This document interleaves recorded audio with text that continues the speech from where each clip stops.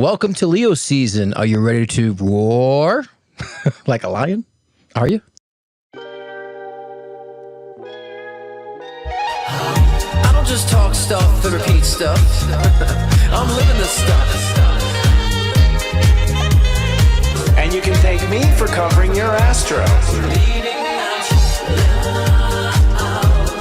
Leading out loud. Leading out loud.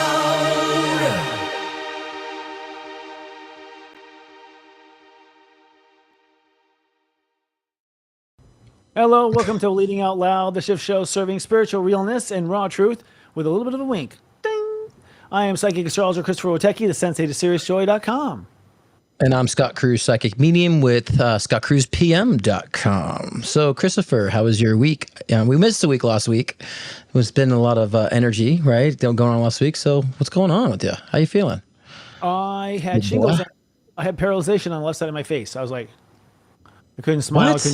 Yeah, I was paralyzed on the left side of my face. I couldn't smile and talk. I couldn't pronounce things. Like, it was really messed up. That damn shingles virus. Yeah. And I think another conspiracy theory we can talk about someday, but I never even, people my age didn't get shingles until the damn vaccine came out, just saying. But, you know, I'm just saying. I mean, I remember my grandma and my grandpa and all that stuff.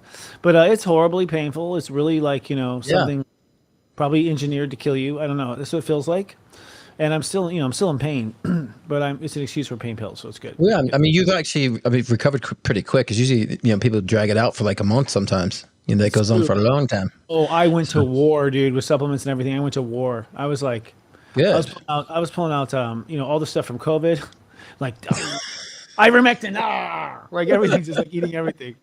I seriously, I will say, I'll just say, because I don't know if you can get arrested anymore. I ivermectin, and it went down like 50% the first day. Interesting.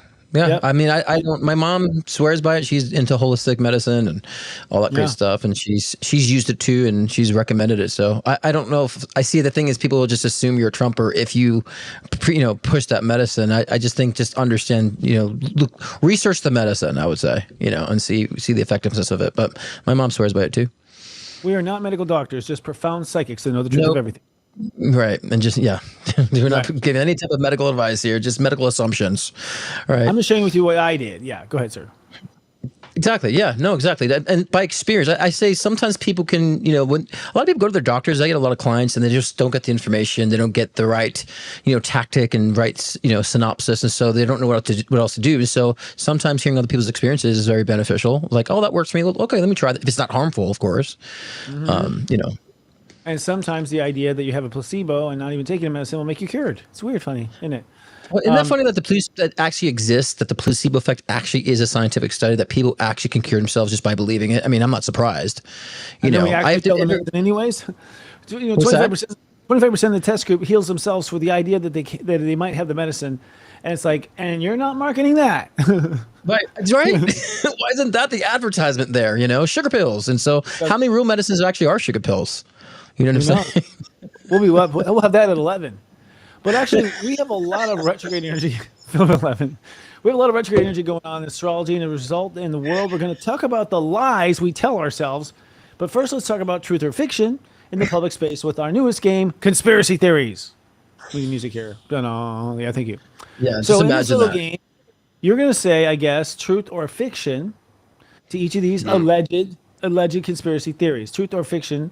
Use your guides and your superpower, Scott. We'll wait here patiently and burn airtime while you figure it out. Are you ready? Go. Let's hit it. All right. Truth or fiction.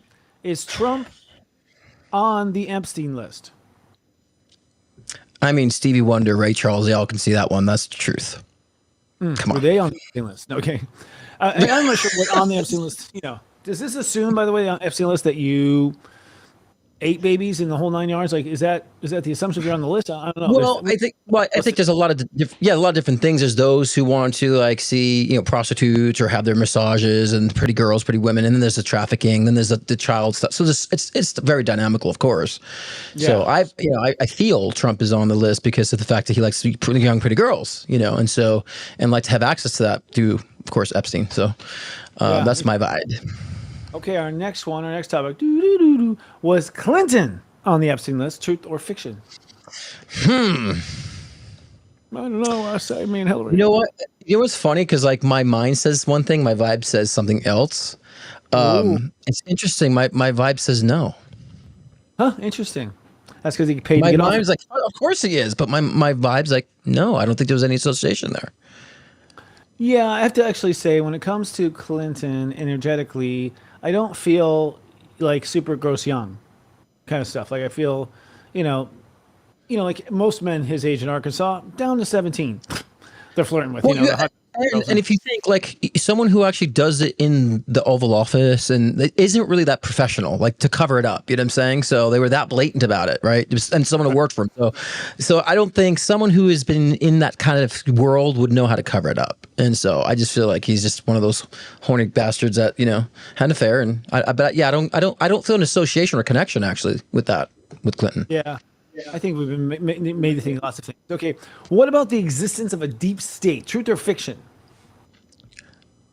Someone says Clinton's on the flight list. Did they release the flight list, the logs? We're talking about the files. I've seen files. So flight lists, I think, are different because there's many people on the flight list. We're talking about the files, right? No, the files are having the list of the flight list. And, you know, the stewardess and the captain were also on the files. It doesn't mean they had sex with kids. Right. You know, okay. So yeah. Like we're making big leaps. I'm not defending anybody, by the way. I'm not defending anybody or anything like that. But I'm saying, who has a flight list?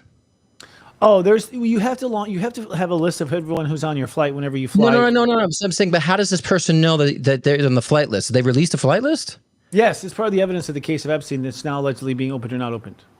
Okay, but like I'm reading the fact of whether or not there's connection with the whole P stuff. Right. Correct, you are. That's what I'm reading. So I don't feel associated connection to that. Whether or not they flow, and that's a different story. But you know, so no, I'm talking about. I'm reading the fact of if there was the PDF files that he was associated with. I don't feel that with Clinton and the Epstein connection. No, I don't feel that. Interesting. Okay. So when I think the list, I'm thinking that. I'm not thinking flight logs. So someone's like, he's on the flight log. It's like, well, I'm not talking about the flight log. Okay, well, that was the question, but it's okay. Oh, it's an Epstein list. We should have said flight log. We should have clarified. You're right. All right, so, and now what about, we'll go back to this, it was skipped over. Does the deep state exist? Yes. Okay. Yes, and I think it's, I'm not going to get into this because I don't want to get too political because people here are very split in politics and they're very, very, very sensitive to politics, you know, who come here. So I'm just going to say yes, and it's who you probably wouldn't think it is, actually. I agree with that. It wouldn't be a good secret if it was known. What about the moon landing? Was that legit? Was that fiction or truth? I'm not getting into this one. Nope. I'm getting a lot of slapback on this one. I feel two things. I feel both. I feel like it was altered, but also there's a genuine connection to it. So maybe things have been staged, but then yes, there also was an actual moon landing. But you know, the logically speaking, let's talk about this. We were able to do back years ago, decades ago, but then we can't do it now. Like, what's the issue there? So there's connections to the moon. Yeah. Look at here. My biggest example is this. They have this like shot of the thing coming down and landing from the outside. Okay, TV cameras were the size of an armchair back in that day. There's no fucking way you can assign a TV camera to the side of a little aluminum leg tripod. You know, it's just like there's so much. I personally agree with you. I feel like the original landing was fake and completely created because they were trying to race to the moon. They were trying to scare Russia. Exactly. They were trying to be the first ones to do it. And then I think when we actually did land, we fucked a lot of things up, killed somebody. There's like a lot of cover up there, like because we sucked at it. So I think there's just a lot of just scar tissue around that. A lot of it, and I think there might even be like a base that they're using on the moon. There's a lot of other things I feel like that they're doing up there in the moon that you're just not making it very vocal about. So yeah, I think they are making cheese. I think they are making cheese. Okay, so what about the fact that there are reptilian elites on the planet? Are there reptilian elites? Truth or fiction? Well, I mean, it depends on what you're defining reptilian to be, right? And so if you actually really think like these people are lizard people and so forth, we'll keep that as what it is. But do I feel like there are people that have different agendas that come from different modalities? Absolutely. And I think that they have a specific intention of harvesting energy of people. They know how to do that. So if you want to call it reptilian, cool, that's a reptilian brain. But yeah, there are people that they know how to energy harvest. And so it isn't so much about money, it's about the power. So absolutely, there's reptilian, those types of elites in that sense. Yeah. You know. I agree. Most of them. We can classify them as reptilians, but actually lizard people. I mean, that's going too far. But I get the metaphor. I think we should just call them what they are, congressmen. All right, moving on. What about, are there aliens in Area 51? Oh, it has been, yeah. Absolutely. I think there's testing down there in Area 51 too, alien testing, where they probably test aliens or vice versa. So I definitely feel so. I think that's where they kind of hide a lot of that type of connection. So I think that's a yes for me. I would hope that we're smart enough. I hope we're smart enough to have moved it to Area 52 by now, because the whole world knows that 51 is like, really? Right. Right. I think these are kind of obvious, other than, the flight, other than the obvious that people think if with the Epstein flight log, like, oh, they're guilty. It's like, not necessarily. Some people maybe went for a party and it had a social, but didn't necessarily engage with the things, so I think there's a lot of people like that. I'll tell you right now, I'm a person where if someone's like, hey, you want to do something crazy, you fucked up, I'll be like, show me. I like to go in there as an investigator. I do. I'll tell you right now, y'all, if I'm on some fucking list, yes, I want to see it. I want to see what this is about. I probably went down there. Now, you'll see I did not do anything wrong, because my heart lives for itself, ever. My heart lives in my heart. But I do sometimes see how this thing works. Like, really? You got a what? Show me, Show me. I want to see what you're doing. And then I probably do something to work against it personally. That's who I am. Yeah. All right. Well, we're going to do a commercial break. And when we come back, we're going to talk about how our topic of inside job and what it means. But first, let's hear from our sponsors. From the creators of 40 Days of Past Lives and Karma and 40 Days of Self-Love comes the class you've been waiting for, an introduction to Step Astrology. That's right, I'm sharing some of my inside secrets on how to read a chart according to Step Astrology and help you interpret the stars, whether it's for yourself or for clients. Keep a lookout for us coming soon. Are you a practitioner? Season of Self-Love is just around the corner. Hi, I'm Gwen English, and I'm here to tell you about an exciting new offering at Serious Joy Academy. This year, as a companion to the 40 Days of Self-Love program that Sensei Christopher has gifted to the world, it's a new course called Heart Speak Oracle, a creative path to self-love. In this course, we will use collage as a way to connect to your heart and get messages from your subconscious, your higher self, and the unseen world about what your heart is wanting to heal and express in each step awareness. I am so excited. Self-love is around the corner. Swing by Serious Joy Academy and find out more. Live, love, be.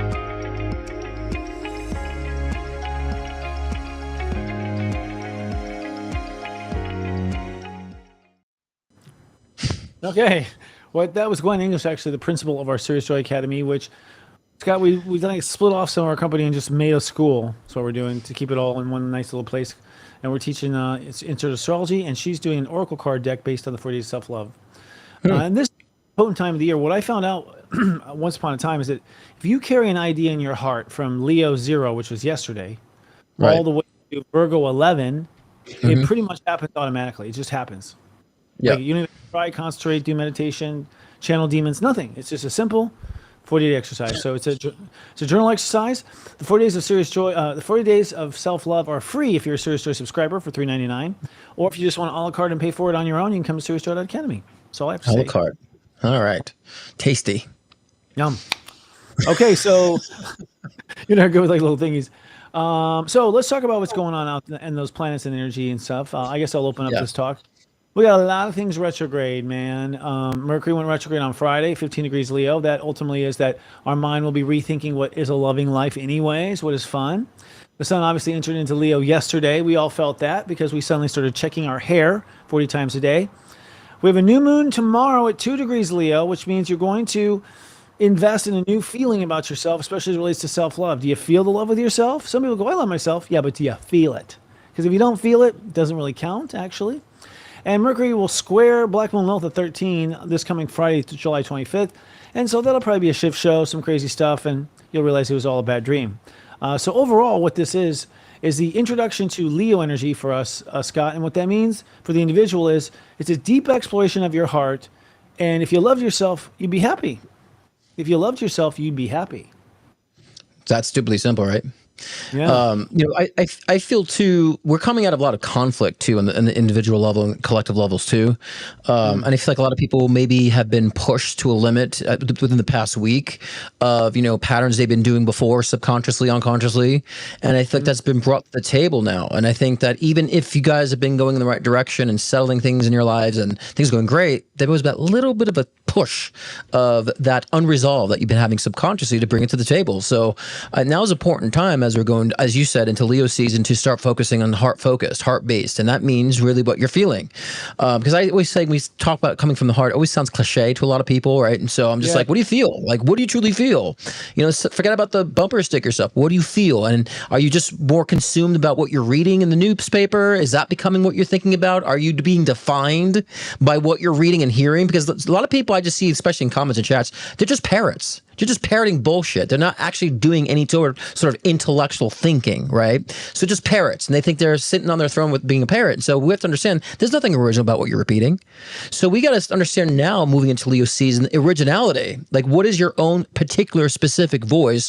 What are you doing to bring productivity and any type of change to those around you or society? Parroting stuff ain't going to get you anywhere moving to Leo season and as in journey to even Virgo. So we have to understand what our unique expression is and stop parroting crap. Find your own unique voice, and that's important during this time right now. That's right. Stop parroting crap. Find your own unique voice. No, but seriously, I agree. That's like a bumper sticker, right? Stop parroting crap, all right? We're tired of these like fluffy roses and unicorn bumper stickers. Yep, stop parroting shit. We're way out of our heart. That's the issue. Of course, it's so simple to me, but so hard. I will, with a client, just drive them crazy. Be like, "What's your heart say?" Well, I think, "Shut up." What's your heart say? What's your heart say? Like, they can't get to the heart of the matter. The voice is just the mind's taking over everything. Emotions feel so bad. You got to justify them, explain them, all these other things. You feel bad. You feel this. You feel sad. And the truth is this the Leo season. So I feel that this Leo season. Here's my prediction. Do we have drum rolls, please? Oh yeah, do the cowboy thing. I like it.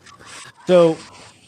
I believe that people are going to be more bored than they've ever been in their entire life in August. That's my prediction. You think so? Yes. Because I feel what's happening with the universe is it's taken away all the other drama, and you're left just. I mean, that's with Saturn going into Aries now, a new sign. They've all gone to new signs. So it's all new topics for the heavy stuff, which means you got no heavy stuff to dwell on, really, no new heavy stuff. And so, it's like in the summertime, the summer's over, you played every game, you've already gone to the pool 1,000 times. Like, it's that time where you're just like, something, please, like, give me something interesting. And if you're in that state, you're not connected to your heart. Because your heart will start to play with a napkin. Yeah. I don't know. I get what you mean by boring. Like, there's because I think people are going to start realizing that they don't know it all. Right. And people definitely go online because they think they know it all. And so they don't know anything outside of what they're parroting, like I said. So I think what they're going to realize is that they don't have, for many people might be boring because they don't understand their voices. Right. Yeah. And so and now they're forced to hear the echoes of their own subconscious and their own truth. And I think there'll be a lot of people who will ride on that and bank on that and create a lot of great manifestations. And other people just be stuck in this whirlwind of stagnicity. Because they're not linked to the heart. The heart's going to push things forward. That's the feeling of such. So, I think for a lot of people will be mundane and boring who are stuck in that pattern for sure.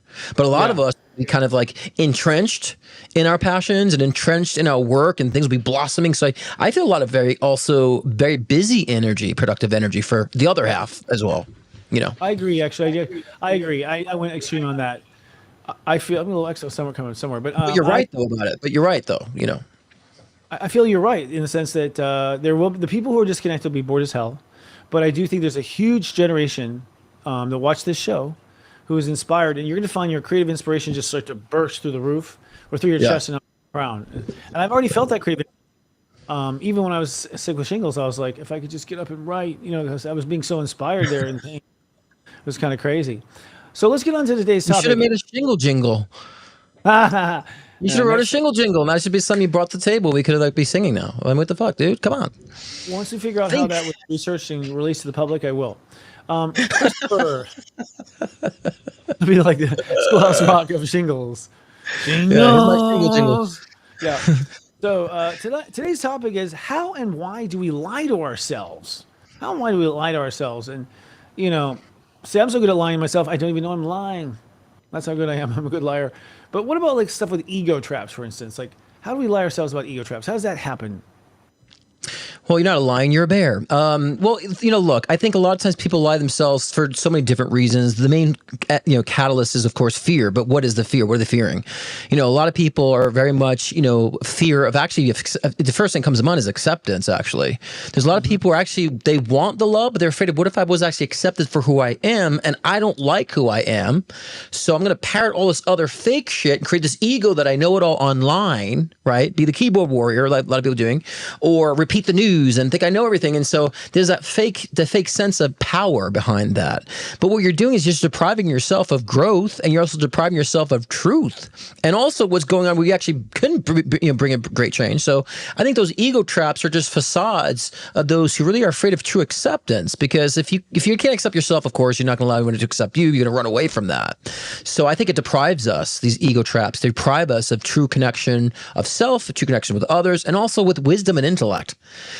Because when you find yourself, Christopher, and you know this, like, it's somehow your soul knows how to find intellect and how to extract wisdom from those experiences, right? And the information that you're getting. When you're not from the heart, you're just repeating stuff, and therefore it's very flat, and there's no progression, there's no expansion. So yeah, the ego traps is almost like that facade that is protecting you, but it's also not allowing you to get outside of your own world, so to speak. Yeah, I'm not sure how I take this word ego traps, except that your ego responds on its own without coordinating with the rest of you, and then suddenly you're trapped. Because your ego just jumped in without thinking. How high or how far. The next one is shame. How why do we lie ourselves with shame? I don't know. Shame's a hard one. When you have shame come up, it's a hard one to dismiss. Well, I think shame is a result when we lie to ourselves. Do you know what I'm saying? Like, for example, somebody could feel like they're like, I'm too fat, and so they have shame about being fat, right? And so therefore they don't allow themselves to go out there and mingle with people or put themselves out there because they feel insecure, right? And so that creates shame in a sense of like they are coming from a place of shame, but it creates shame in the sense of that they don't really want to participate, they're afraid to, or they're embarrassed to. So yeah, I think a lot of these things are all deep within ourselves about whether or not we are accepting ourselves or not, right? And so the opposite of acceptance is shame. Like, you're embarrassed, you're ashamed of that in a sense. So I think that comes from a lack of acceptance of self, which is internal. That's the internal job, right? You don't accept yourself, you will be shameful of whatever you're doing, who you are. You won't own it. And you'll start, like I've been saying before, parroting stuff to make yourself feel better. I feel shame is a construction of the Catholic Church in the sense that if you're born a sinner, you already should be shamed. I mean, you're shamed from the very beginning. It's like a tool to keep yourself down. But what's underneath it is something no one notices. If you fall shame, you're saying the world knows better than you do. Does the world know better than you do? It's your creation, is it not? Why would the world know better than you do? So you're basically saying the world knows better than I do whenever you allow yourself to feel shame. Now that's very true. I still fell into it all the time. What people say, kind of thing, which is far worse. I'd rather just have people say it at that point. You usually beat yourself up so badly. Well, I mean, obviously, yeah, but the shame is you're allowing everybody else to be the dictators of your happiness, not yourself. Everyone else is dictating how you feel about yourself. And it's gotten to a point now, Christopher, as you know, people are letting like media dictate who they are, a politician dictate who they are, a breakup define who they are. All these circumstantial, vapid shit they're letting to define themselves. And I'm like, that's not what defines you. Your experience and the wisdom you obtain from those circumstances is what defines you. And the fact that no one's extracting that wisdom is defining that they're not being very smart. They're going to continue to make those decisions that are not wise, that are bad for them, and put them more in shape, which also will actually create more guilt. Guilt is a big one in people. You bring up guilt. So tell us about guilt. I mean, oh gosh, there's so many different variables of guilt. I always say, coming in our, industry or realm, whatever you call it, world, spiritual world, there's a lot of people who have guilt and harbor guilt because of being an empath, being a feeler, feeling of other people, feeling for other people, right? Two versions of being an empath. You feel people's emotions, and then you can actually, obtain what they're feeling psychically. But then there's also an empath who actually feels for people. And so there's different variables. Many empaths feel for people and also feel people, and they have guilt because they can't fix it. They can't change it. Again, external. All external. I can't fix that. I can't fix them, but I need validation from them to make sure I feel good about I'm being empathetic enough and loving enough. It's like, that's going to create more guilt because you're actually guilting yourself into not working on the self and working on the internal voice, right? Your internal intellect, right? And so a lot of empaths are doing that. They're still playing the external world game. and I have to fix it. I can feel them, so I have to do something about it. It's like, if you want to ride in guilt, then make yourself responsible for others. But, again, no one else is holding the spoon to their mouth and they're eating that crappy food. They are. So there needs to be some sense of enlightenment to other people to have empowerment so they can do it for themselves as we do for ourselves. So. Okay, I agree. I feel guilt is almost like a autoimmune disease of consciousness. It's like it starts attacking you and yourself as a means of holding yourself back. Like it's like you should feel guilty. Why? Why should I feel guilty? Like you should. And I think the secret to guilt is should. Replace should with could. I think your guilt will go away. Yeah. You should be guilty. You could be guilty. Also with the court of order, guilty, innocent, like you're just beating our head. Guilty, not guilty. Guilty, not guilty. Right. Brainwashed like over and over again with these two words. But it's all someone else's opinion holding you back. Well, guilt is debilitating. It actually keeps you stuck. Because there's no sense of pride that comes from guilt, right? So then you're shamed with the religious karma, that bullshit, right? And so now in the New Age communities, now you're not thinking positive enough, so there's guilt there too. So there's all this like psyops embedded in our psychology and in our culture that keeps us in guilt, but that's actually the anchor that holds you down. If you feel guilty, that's shame, and that's also again creates ego traps, which keeps you from being in tune with yourself and having your own voice, your own movement. How many people are living their moms and dads? Some people are sitting on the couch and they're woe is me, but they're actually living their mom's intellect, their mom's experience, or their dad's experience, not their own. Right. Because of their own guilt. And the cross-dressing, that did it too. What about people? Yeah, they wear mom's panties too. What about people pleasing? A fluffer. That's not people pleasing. Well, as someone who had a job of a fluffer in my 20s, that's what we were saying before about the empath, right? Just we need to people please, and a lot of people find their identity based on how they make someone feel, right? If I did something for someone, they validated me, so then therefore that's my identity. And so when people find identity through people pleasing, again, that's detaching from the self, because if you run into a problem like we said before, Christopher, that people cannot fix that person, then their value goes like this. Mm-hmm. It's all external, and so the internal value gets lost. They don't focus on the internal value. So the people pleasing, the fluffer, so to speak, is just enabling the same energy of not looking at the self, not looking about, and there's a fear. A lot of people have fear about that because they feel like everything they've been raised with, Christopher, and that was their crutch. They've been comfortable with that. You take that away from them, they don't know how to stand, even their negative beliefs. Well, first of all, nobody's in the world is pleased, so it's a very easy job to be good at, a people pleaser.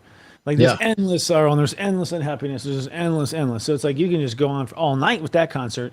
Although I think people pleasing, as someone's quite charming himself, can often be manipulation, have other tactics besides my insecurity. Don't assume to please you that I feel bad about myself. That'd be a wrong assumption.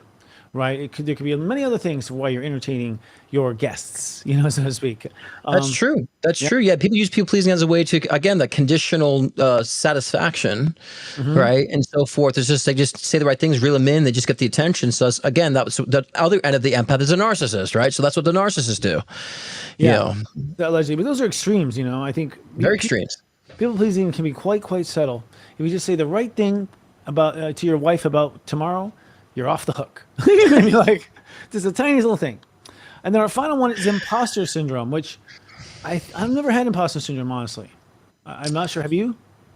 I mean, I don't really, I guess I can understand what it is just by reading the title. I'm not familiar with the imposter syndrome, but I assume it's someone who puts on an identity that's false in order to make themselves feel better about themselves. And so they start believing their own version that they've created. And so they just remain detached. I mean, that's what it means. And I would assume I've never had that experience.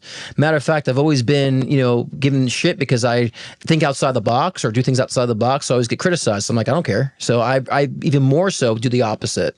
And there's a power behind that. There's a power behind, standing and not being affected by those who condemn you for being yourself, right? So, but I think those who have the imposter syndrome, again, find all these different characters of what people think, whatever they think people should like from them or want from them. And so they adapt into that. And I see a lot of people like that. They're just like, whatever you want me to say, whatever you want me to do, whoever you want me to be, it's like, there's no backbone there. I feel imposter syndrome is when, you grow faster in popularity and authority before you have earned it. Yeah. And so you become like this expert overnight success. And that's the imposter syndrome. You're like, wait, I don't really belong here with this. You don't. And you question, did I lie to get here? Did I do something wrong to get here? And the answer is no. The idiots put you in power. You know what I mean? Like, Yeah. so to speak, is what happened. And so that's how it happens all the time. And I'm not saying all people are idiots. I'm just saying people who wouldn't have really done the due diligence to find out, you know? Right. We have one more, and then we've got to talk about what's going on in your shows this week and whatnot. But can you actually fake it till you make it? That's the question. Can you fake it till you make it? I hate that. I hate that phrase. You know, I hate that phrase is because like we are everything, right? You're whatever you want to be. So it's more about getting comfortable with. If you want something, I always say that's a spec sheet. Your desires is a spec sheet. If you want on the soul level, there's a reason why you have that resonation with the vibe of that energy, because you either had it before in a past incarnation or you start experiencing that in this incarnation, right? So I feel like you're not faking it. I think that if you understand to evolve into something, you practice it. So I would say practice it until you make it. And then you start realizing, oh, I evolved. You know, I've adapted. You know, my intellect has broadened. So I think that's a way for like maybe, you know, lower IQ people to understand to fake it till you make it, just to push them in that energy. But that's not really what we're doing. We're practicing. Yeah, I think someone lowered the bar with that one. They're like, you know, Serious Joy, we say you must be what will come. Like, you must be it now. I didn't say fake. Be it. Do it. Be it. And if you can't be it, you don't get it. Like it's very fair, but I think some life coach somewhere is like, you know, you just fake it till you make it, you'll be fine. You know, like it became like some sort of cheat sheet thing that evolved out of things. So, but that's what I think. That's where social media spawned from. Now they're all faking it. They're faking it with AI, with their filters, with their lips, and all this other stuff. They're faking it, but they're not making shit. Yeah, not creating original anything. It's not real. Yeah, it's fake. Yeah, interesting. Well, what does it mean to be a mystic in the modern era? We'll get to this right after a break, which is the wrong script. Let's talk about Scott instead. That has been stuck in there for the past 3 freaking weeks. That line. But, you know, being a mystic in the modern era, it does require you to do a vibe and a detox vibe, right? And a detox from your soul, spiritual energy. So tomorrow on my live show, I'm talking about Vibe Detox 2.0. How do you clear out the energy, and how do you get to be discerning enough to understand the crap that's lingering energetically? So I'll get into depth with that tomorrow as well, tomorrow night, every Thursday at 6 p.m. Pacific time, 9 p.m. Eastern time. And I also be doing live readings at that time, so you can see me in action. So I welcome skeptics to come in, because I like to prove you wrong, right? So, but if not, if you want a private one-on-one session, you can visit my website, scottcruzpm.com. We have a little bit of a announcement about that too. Scott Cruz is popularly known for his life-changing one-on-one readings to also guide in your soul ascension journey. With life readings, get insight into your relationships, career, health, trauma healings, past life regressions, and more. Want to connect with a loved one who's transitioned? Scott's mediumship session can be the gateway to you and your loved ones in spirit, bridging the gap between the physical and the spiritual realm. If you want to enhance your own psychic ability, Scott's Intuition Builder session can help expand your psychic and mediumship abilities. So sign on to scottcruzpm.com to book your own personal session today. Oh, that was great. Yeah. He cut that thing off short. Oh, he knew. He knew. He's dead now, buddy. You know, honestly, folks, I would not be navigating this transition of new reality alone. You're not qualified. We've been learning about Fruit Loops and you know, Frosted Flakes as far as what is nutrition. And the truth of the matter is, even us who are professionals are only like good at one thing we've noticed, like, because it's so big, consciousness, right? So there's a lot of programs, a lot of people like Scott, I think, you know, team up. This is the time to learn. We're waking up, and the universe is supporting that now. Yeah, I mean, I also think that people, we've gone from like, there's atheists out there, but now even the atheists are kind of like believing in something metaphysical, not so much God. So they're like more open, because I watch a lot of atheist Christian and atheist spiritual debates. I love that. And I love speaking with atheists, or those who don't believe in the spiritual realm. I love to. And so, but I find a lot more open to understanding different ideas of that nature. So I think we're evolving, where people are becoming more, there's something out there if they didn't believe in anything. And those who are kind of believing it are really believing it now. So there's been a huge evolution with the spiritual consciousness, for sure. I feel so. I mean, I'm seeing it all in my clients too.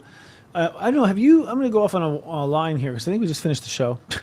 And that is, I'm just kidding. But have you noticed any kind of upgrade in your bandwidth to heaven or consciousness or whatever? You know, I always feel that, because I'm always like microdosing every little change and like self-reflecting. And I just had a major one this past weekend too, like just a huge like that's an old version of me. Like really, it's done.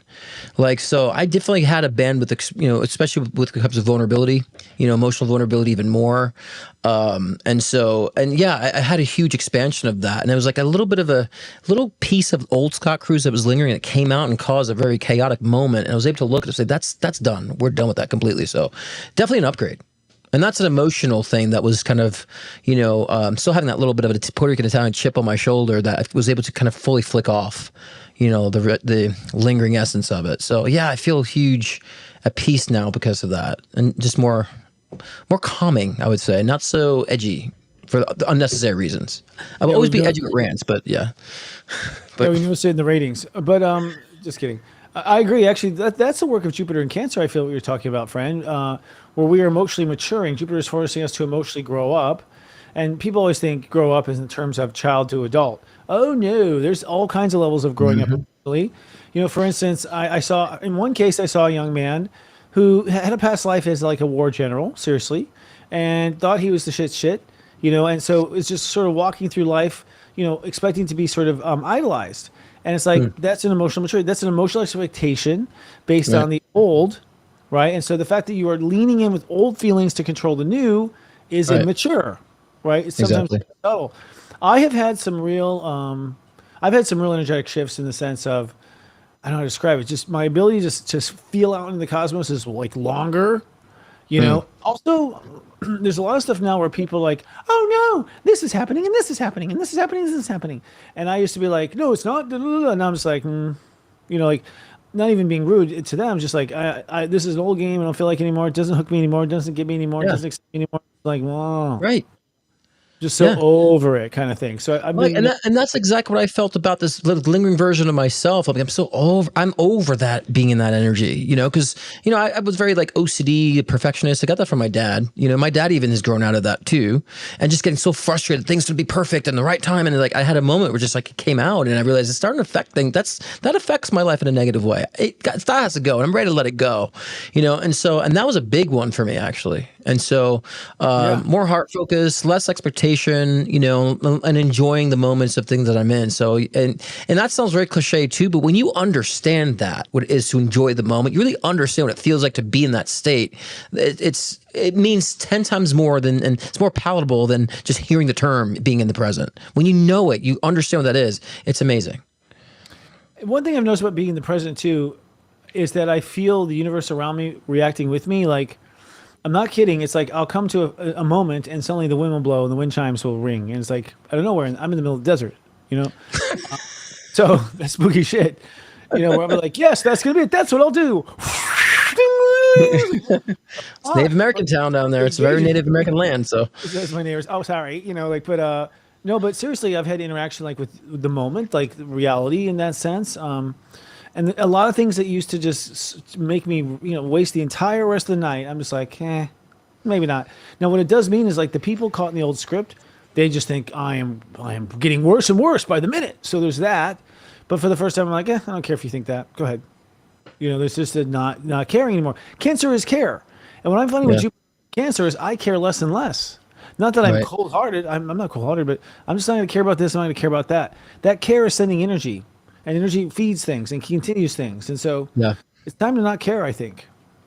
Well, and that's true. And I was caring way too much about like, other people in our field that are bullshit and just horrible and just give bad representation. I was like, I got to fight that out and expose it. I'm like, why? Just like, I'm just going to focus on my emphasis of me because it's like, it does suck. We don't have a lot of good representation in our field. I would say that it sucks. And so, but I also feel like, when you have the good ones out there doing that, it really shows a difference for people and it makes us stand out more. And so I stopped caring about that so much and more so about, what's my own expression in that regard. And so that makes me feel more content, and I feel like at some point when we expand, and I think when you think expanding, we kind of like fill the globe. Right, we expand our bubble, and then people, because you can be a louder voice. But when we start focusing on those other things, Christopher, it slows us down. It really does, because it's like I'm going my direction. Oh, but what's this over here? What's that over there? And then we just slow ourselves down. We're pivoting, and so we got to like almost have that kind of tunnel vision to a certain degree, understanding if it lines out purpose or not. And I think that we accelerate things and we accelerate manifestation. I agree. I see people, for instance, the last couple of weeks where, someone would say it's just like hearsay, he said, she said bullshit, gossip stuff. Ugh. And the person's like, well, if that person's going to think that, he needs to know that I'm a this. He needs to know. And I'm like, why does he know? Who cares? Like, why does this person need to know? The idea that you have to tell them and get them right is you now being the slave owner. Now you're playing the role of the slave owner. Right. You got to tell your slave the way it is. That's got to obey you. And so you fall right into the person that you are mad that hurt you in the first place. And, I'm using the word slave a lot because I want the word to calm the fuck down.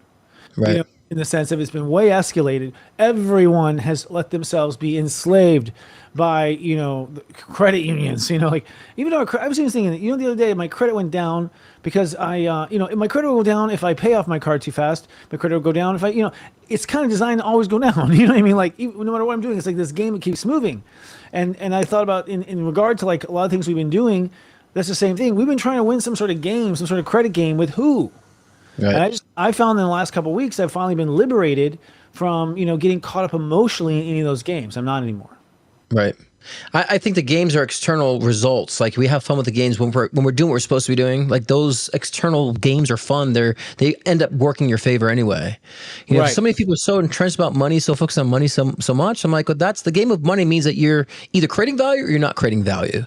You're creating things that people appreciate or you're not. You either appreciate what you're doing or you don't. And so, I would say just like tangible money, when things appreciate, the value goes up. And so create things that you appreciate, create value. And then you'll obtain the game and be successful in the game of money, And so, and I've always, in my life, never had a hard time financially. And I always did stuff that I felt that I loved and I knew that I need to do next. And I always did well financially, no matter what I was doing, where I was at.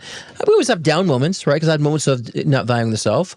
But yeah, when we focus on the internal job, the internal gig, about what we value, what we appreciate, and we express that, all the other physical shit becomes like easy to maintain. Easy. Yeah, totally. Well, then there's the big, I can't tell you how many times I can tell you, but I believe now that we are not in, we're not this spiritual thing, blah, blah, blah. We're basically in a game. I believe that we're in a spiritual game and that we are here to play that game and win it. And by the way, the game is spelled GAIM because it's all about the full name. Like, yeah. And so really nothing matters, I feel like, at the end of the day. And that was something I went through, in the last 3 or 4 weeks. I think people felt it.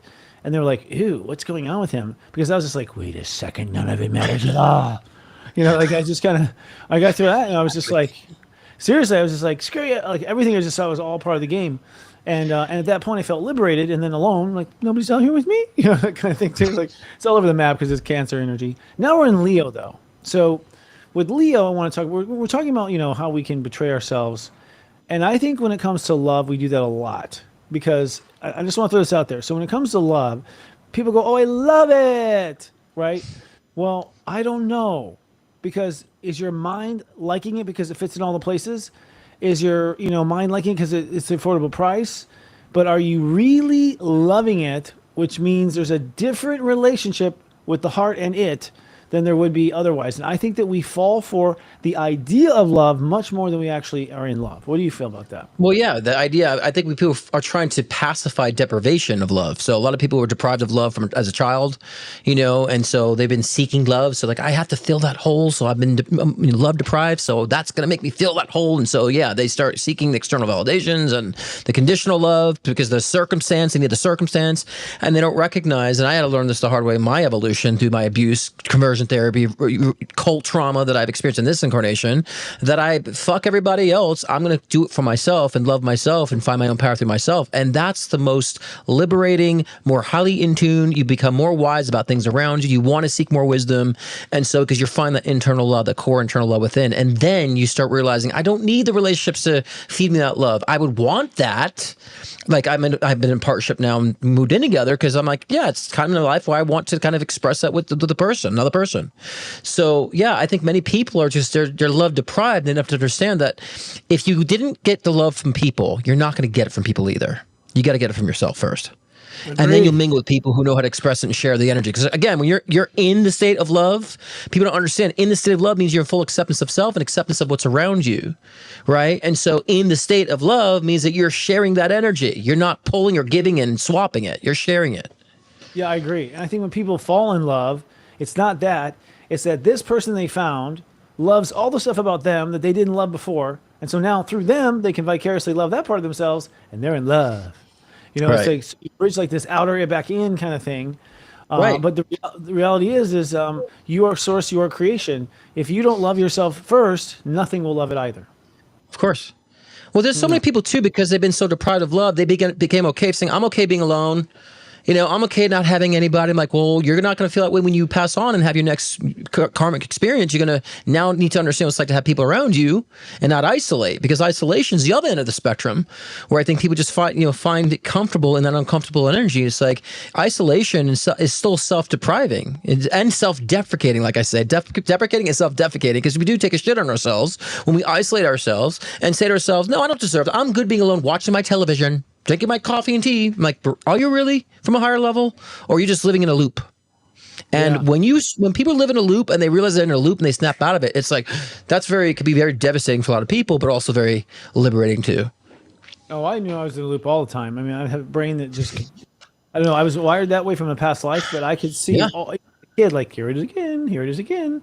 I could see the patterns. Absolutely. The most critical thing, honestly, folks, is the way you create reality in my research is it's all in how you respond to yourself. That's it. Your response to the world means nothing. Right. Nothing. Okay. It means it does nothing. It means nothing. And yeah, maybe two people started getting into a fight and they'll bicker. Doesn't mean anything. Doesn't change your life. Does nothing. Waste your time. You are creation. You are God. If you react to anything but you're an idiot.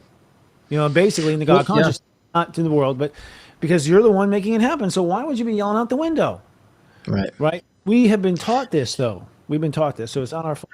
Well, what I say about that too is whatever you react to, you relate to. So if you're pissed off at someone being a certain way, well, that's your energy, babe. Because if you're relating to that energy, you're reacting to that, you relate to it, means you are it. You have some of that energy built in within yourself that's unresolved. Yes. And that's how people react to me. Oh, I love you. You're so great. I love you. And I'm like, you're awesome, Scott. I'm like, well, you're awesome, because if you can resonate with the energy of awesome, you're awesome too. It's like, so what we react to, we relate to. And so I think it's important for us to really understand that. And so when I learned that a long time ago, anytime I would react negatively to something, I'd say, what's going on with me? Like, what am I doing? That's really making me, relate with that person that I don't like. Right. And that's where I've done a lot of change and realizations too, and growth too. We need to understand it's all us we're reacting to, actually, not the other people. You ever see people like go down a session? Ooh, that person, what are they doing? How are they going to, they go down this path? Like, what is this? A dark scene from Disney? And they go down and they're like, the face shadows, and they come back like, I'll tell them. And I'm like, whoa, what was that? A lot of times I love watching people. I'm just like, this would be great for the show, But like, in that case, a lot of times, like, because my psychic awareness is like on all the time, as is yours, and I'll instantly go, you know what you just saw? That was you in the last life. Like, that was you. That person you hate was you. A lot of times we take versions of ourselves that we hate and we make them characters in our current life, because we want to see just how ugly we were. Yeah. How nasty it was. And that's why we're so personally offended that this person did that. Because you're really ashamed that you were an ass in the last life. And you're seeing it here and you're like, no, please don't show me what I was. And then that's where gaslighting really comes from, in my opinion, is that you're seeing yourself, and so you're blaming them for what you've done. Like, it's a paradox. Right. That's the hall of mirrors that we call life, Absolutely. And we subconsciously automatically do this. So if we have unresolved trauma, like say if someone's, was, abused by their father, in a sense, right? Just random example. And they subconsciously and automatically will put that person that they have unresolved with, they'll create that in every other person in their experience. Meaning, like, they'll meet a lover like that, and the friend like that, a coworker like that, a boss like that, until they recognize, I'm kind of tired of this energy. I'm kind of tired of dealing with this energy, and it's time to evolve out of this intellectually, right? And so we will actually, it's on autopilot, we'll create that entity in everybody else.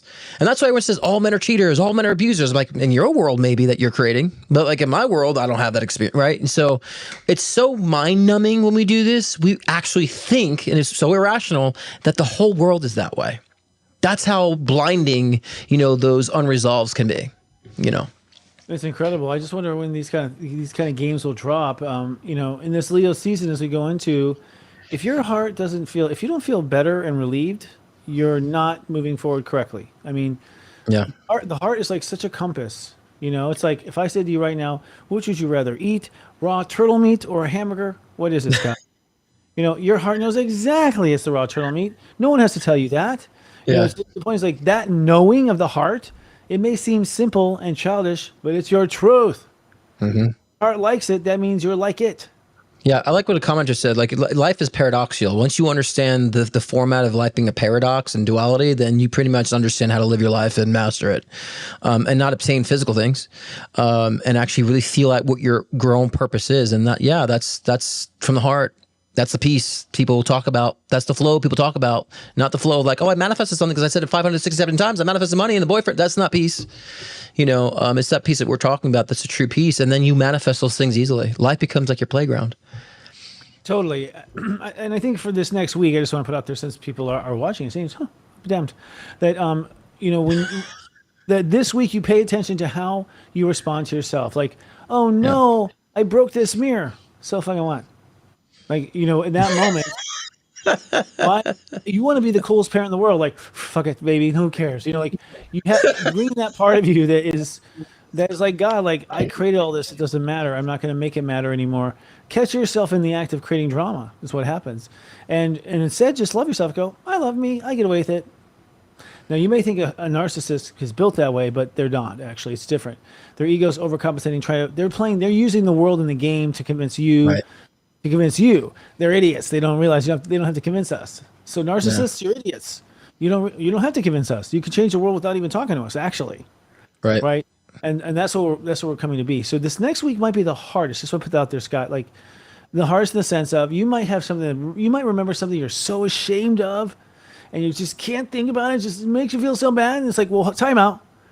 Why are you making yourself go through all this? Why are you making yourself watch a horror film? Is it going to change God, impress your first wife? No. I mean, really? I mean, why? Shit. See, it's like you should realize it's like you're doing it because that's what they want you to do. Who's they? The ones who are stealing your money, the ones who are doing this. And there are ones doing that, by the way. Yeah. A business plan, not a conspiracy. Yeah. So, so get your head out of your ass and start loving yourself.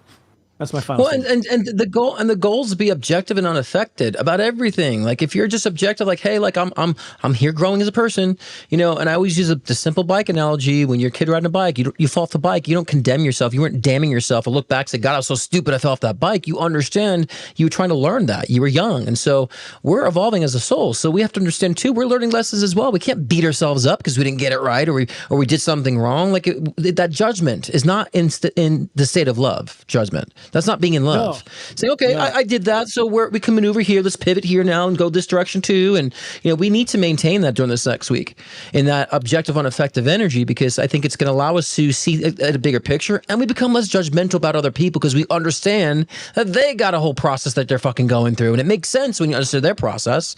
You know, everyone takes things so freaking personally all the time because they think it's all directed at them. It's like we're not that important, to be honest with you, to other people.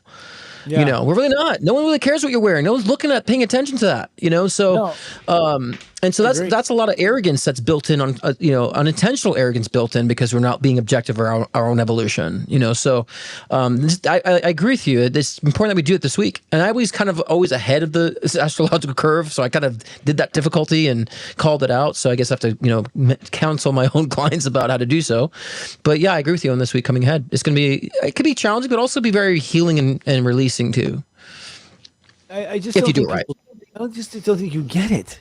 That you are the one creating this, so why did you write in that scene where you're hurting yourself?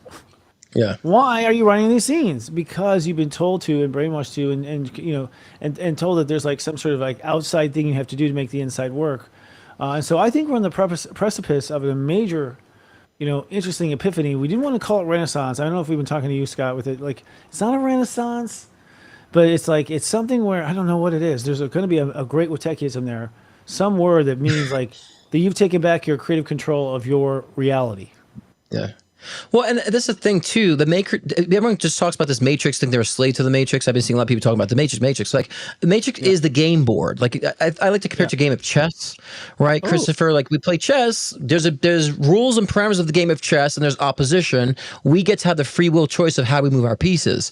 We're in a Matrix means we're bound to the parameters of physical 3D reality and the laws associating with such. And there are opposition in our collective reality as well that we have to understand how to play the game to maneuver against, so we can again win the game, right? And so this is what the Matrix is. We've all co-created this Matrix. It's not some random person that created this Matrix that we're a slave to. We all collectively, unconsciously co-created this in our collective consciousness because of our own fears, evolutions, and experiences. So if you don't like the Matrix, that's you saying that you don't like your own reality and your own world and what you're creating for yourself. And so we're all equal participants of the creation of this Matrix. I completely agree. It organizes around the way you treat yourself. Yeah. So it's like, I just made this major mistake that hurt somebody. Oh, I need to punish myself. Okay, go with the punishers. It's like, that's it. You decided. Yeah. Now, there's so many things wrong with that statement, including punishment doesn't get you anywhere. It gets you worse, right? But it comes down to, I would say for the next 7 days, if you have the courage or intelligence to do it, I'm using ego games here, then try just being nice to yourself every time. Every time, every day, everything, everywhere. Just be nice and loving, be super sweet, and just love yourself every time, no matter what it is. And I take myself to extreme. But what if I run over a family of 10 and then back up on them and then put pepper sauce on them? I still forgive you, kid. I just keep pushing it, because your mind wants to go, but what if, and just get it out of your system. Because I feel like that's the pressure point. People feel deep inside they have to please someone else to love themselves. They want permission from out the outside world to love themselves. Can I love myself, Scott? Can I love myself now? If I please you, can I? You guys caught in that, wasn't it? Like, what's he doing?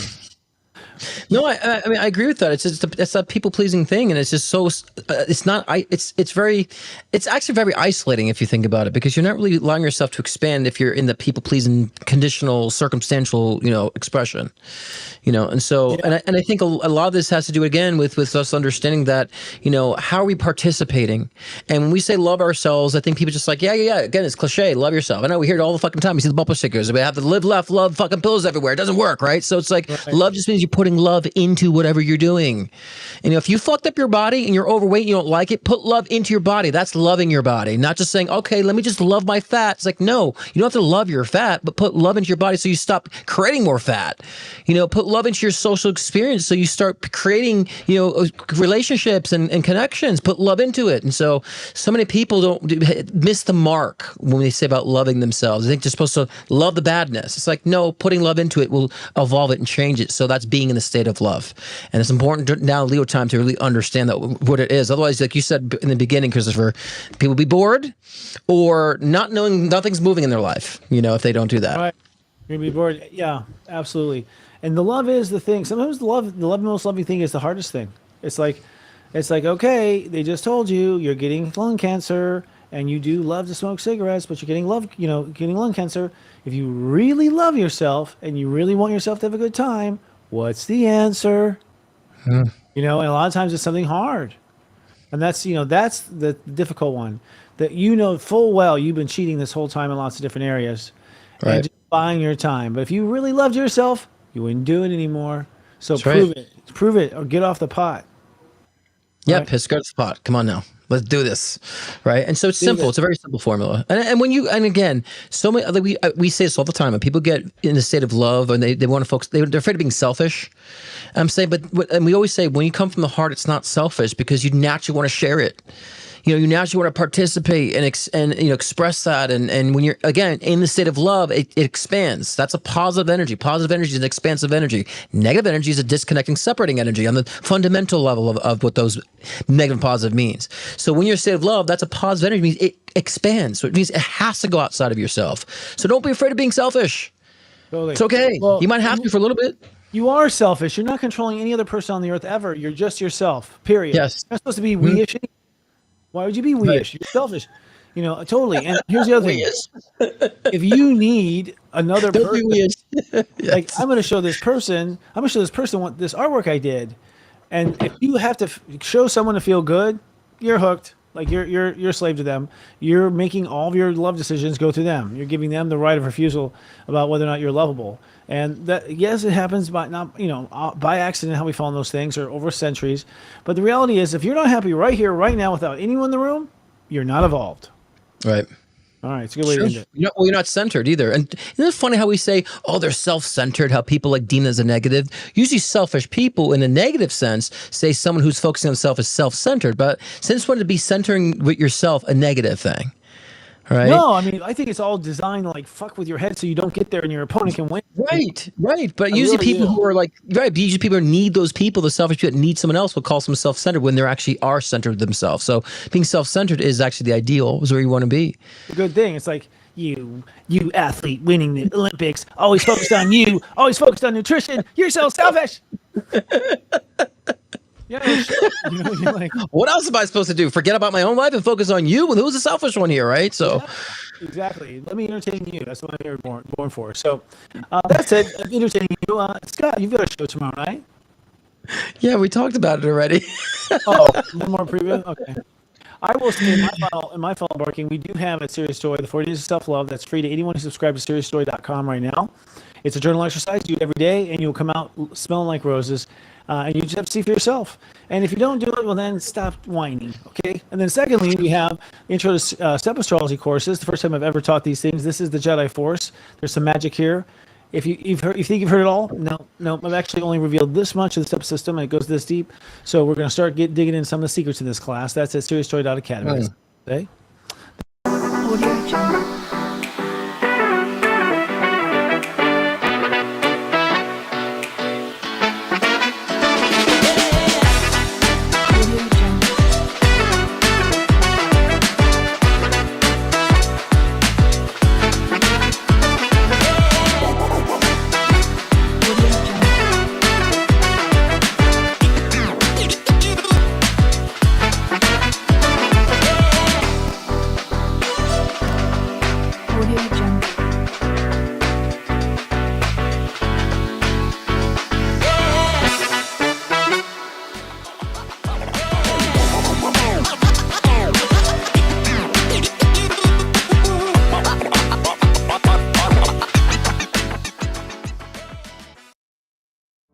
Are you a practitioner looking to move your life's work into the spotlight? Do you have that special magic that makes you stand out? Serious Joy is now auditioning for its new Practitioner of the Week segment on Namaste Today. Sensei Christopher is looking to highlight qualified lightworkers with a promo short dedicated to raising awareness about your gifts. Interested? Contact Jenny at intuitive.com to apply for an audition and get ready to shake what your spirit gave you.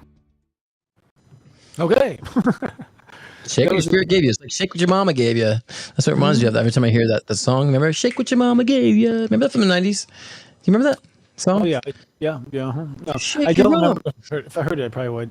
Not your version, but if I heard it. Well, I think that's it for our show, Scott. We're out of time. It's always a pleasure. You're wrapping it up with you. Yeah. We'll be back next week, and we'll be helping you shift through the shift show. Until then, remember.